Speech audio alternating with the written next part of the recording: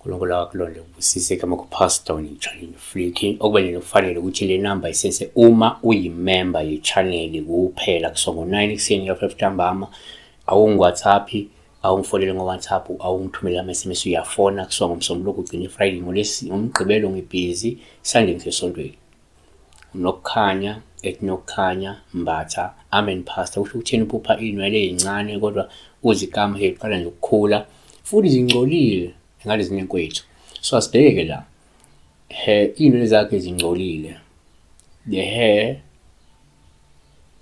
so the hair was dead noma the hair was dead I don't know kona lokho kodwa yabona so hair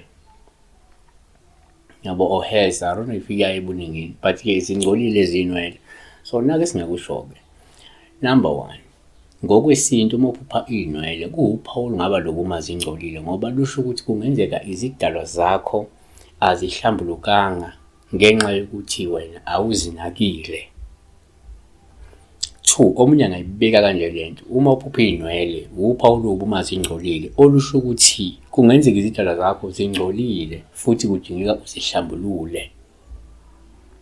3 kuyenzeka uma uphupha inwele kuba uphawu lokuma zingcolile olusho ukuthi kungenzeka awuphili impilo ehlanzekile futhi engcwele phambi kaNkulunkulu. Leviticus 14:8 uyakuhlanjululwa makahlanze izingubo zakhe aphucule zonke izinwele zakhe ageze ngamanzi ahlambuluke.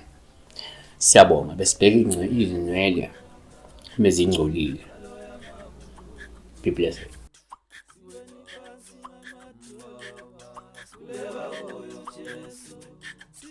Siweni